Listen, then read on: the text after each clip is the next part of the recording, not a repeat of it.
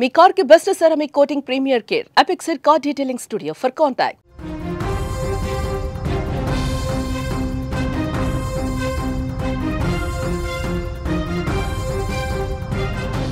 బంధాలు బంధుత్వానికే మచ్చ తెచ్చే దారుణ ఘటన సత్యసాయి జిల్లాలో చోటు చేసుకుంది.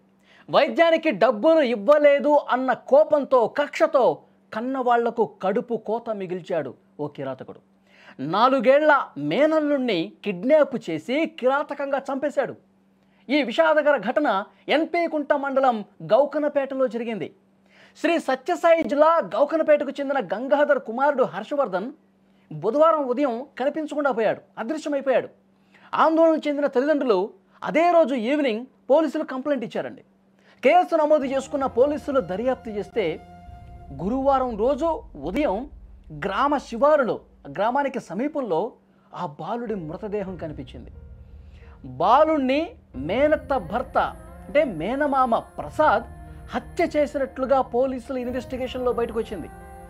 నిందితుడు ప్రసాద్ కుమారుడు క్యాన్సర్తో బాధపడతా ఉన్నాడు. ఈ చంపినాన ఉన్నాడు కదా మేనమామ, అతని కొడుకు క్యాన్సర్తో బాధపడతా ఉన్నాడంట. ఆయన కుమారుడికి వైద్య ఖర్చుల కోసం బామర్ది గంగాధర్ని డబ్బులు అడిగాడు. ఇట్లా చికిత్సకి డబ్బులు కావాలి, డబ్బులుంటే ఏమన్నా అరేంజ్ చేయి, నేను ఆసుపత్రికి వెళ్ళి అబ్బాయిని చూయించుకోవాలి అని చెప్పేసి అడిగాడు. అతను నా దగ్గర లేవు కదా బావా అని చెప్పి అతను చెప్పాడు, ఉన్న విషయం చెప్పాడు, డబ్బులు లేవని. ఇవ్వలేదన్న కోపంతో కోపం పెంచుకున్నాడు, కక్ష పెంచుకున్నాడు. గంగాధర్ని ఏదో రకంగా ఇబ్బంది పెట్టాలని చెప్పి ఫిక్స్ అయిపోయాడు. గంగాధర్పై కక్ష పెంచుకున్నటువంటి ప్రసాద్ చాలా దారుణంగా ఒక సైకోలాగా బిహేవ్ చేసి ఇంత దారుణాన్ని కొడగొట్టాడండి. గంగాధర్ మీద కక్ష పెంచుకున్నటువంటి ప్రసాద్ గంగాధర్ కుమారుణ్ణి చాలా దుర్మార్గంగా చంపేసినటువంటి పరిస్థితి. అంటే కక్ష పెంచుకుంటే, కోపం పెంచుకుంటే ఈ విధంగా కుమారుణ్ణి చంపేస్తాడా, మేనల్లుణ్ణి చంపేస్తాడా? అక్కడ ఉన్న వాళ్ళందరూ కూడా ఈ విషయం తెలిసి షాక్ అయిపోయారు. డబ్బులు అడిగావు, అతని దగ్గర ఉంటే ఇచ్చేవాడు, సరే లేవు, నీకు డబ్బులు ఇవ్వలేదు, ఇంత దుర్మార్గంగా ప్రవర్తిస్తారా? అంటే బంధాలు బంధుత్వాలు అసలు ఏమైపోయినాయి? ఆ ప్రేమ ఏమైపోయింది? ఇప్పుడు ఇతనికి కూడా కొడుకున్నాడు కదా, ఆ కొడుకుకి క్యాన్సర్ ఉంది కదా, ఆ కొడుకు ఇబ్బందుల్లో ఉన్నాడు కదా, అలాంటి కొడుకే కదా నీ బామ్మర్దికి కూడా ఉన్నది. ఎలా చంపటానికి చేతులు ఎలా వచ్చాయి? అసలు ఎవరికీ అర్థం కావట్లా. సమాజంలో రోజు రోజు ఇలాంటి దారుణమైన ఘటనలు జరుగుతూ ఉన్నాయండి. పేగు బంధం, బంధుత్వాలు, ఆప్యాయత, అనురాగం ఏమీ లేవు. అసలు మనిషి మనిషిలాగా ఉండట్లేదు అనటానికి ఇదొక నిదర్శనం. ఈ ఘటన వెలుగులోకి వచ్చిన తర్వాత అందరూ కూడా షాక్ అయిపోయారు, కుటుంబ సభ్యులందరూ కూడా. ఇక ఇంత కోపం పెట్టుకున్నాడా? చిన్న పిల్లాడిని చంపటానికి అసలు చేతులు ఎలా వచ్చాయి? పాపం ఆ చిన్న పిల్లాడిని ఫస్ట్ కిడ్నాప్ చేసి దూరంగా తీసుకెళ్ళిపోయాడు. దూరంగా తీసుకుపోయి అసలు గొంతు నులిమి చంపాడన్నట్టుగా వార్తలు బయటకు వస్తాయి. ఇంకా పోలీసుల ఇన్వెస్టిగేషన్లో ఎలా చంపాడనేది తెలియాలి. మీరు స్క్రీన్లో ఫోటోలు కూడా చూస్తూ ఉన్నారు. 2 పిల్లలు వాళ్ళ భుజం మీద చేతులు పెట్టుకుని చాలా సరదాగా, చిన్నపిల్లలే ఎంత మంచిగా ఉన్నారు చూడండి, ఎంత బాగా ఆడుకుంటారో చూడండి. వాళ్ళు చూడండి, అభం శుభం తెలియనటువంటి పిల్లలు ఈ పెద్దవాళ్ళ గొడవలు, కోపాలు, కక్షలు ఇవేమి తెలియవు వాళ్ళకి. ఎంత గొప్ప స్నేహంగా ఉంటారు చూడండి ఆ పిల్లలిద్దరూ. కానీ వాళ్ళల్లో ఈ బామర్ది కుమారుడు ఉన్నాడు, నాకు డబ్బులు ఇవ్వలేదు బామర్ది, నా కొడుకేమో క్యాన్సర్ ఉంది అని ఒక సైకోలాగా ఆలోచించి, నా కొడుకు ఇబ్బంది ఉంది కాబట్టి వాళ్ళ కొడుకును కూడా ఏదైనా చేయాలి, నా కొడుకు ఆరోగ్యం బాగాలేదు కాబట్టి వాళ్ళు ఎలా ప్రశాంతంగా ఉంటారు, వాళ్ళు ఎలా సంతోషంగా ఉంటారు, నేను డబ్బులు అడిగితే ఇవ్వడా? చూడండి, ఒక సైకో బిహేవియర్, సైకో మెంటాలిటీ ఏ విధంగా ఉందో చూడండి.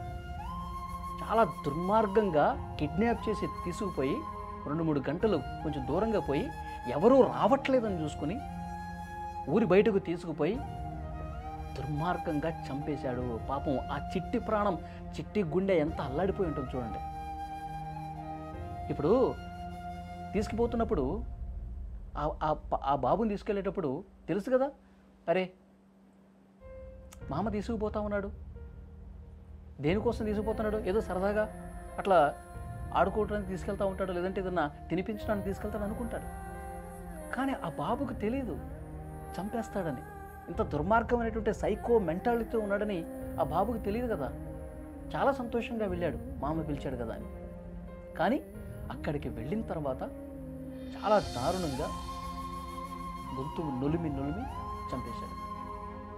కానీ ఆ చిన్న ప్రాణం ఎంత విలువలాడిపోయి ఉంటుంది. ఈ విషయం తెలిసిన వెంటనే గుండెలు బాదుకుంటూ ఆ తల్లిదండ్రులు, కుటుంబ సభ్యులు రోధిస్తూ ఉన్నారు. మన బంధువే ఇంత దుర్మార్గమైనటువంటి ఆలోచన చేశాడా, ఈ విధంగా చంపేశాడు ఆ పిల్లోడిని అని చెప్పి వాళ్ళు ఈ కూలబడిపోయి రోధిస్తూ ఉన్నారు.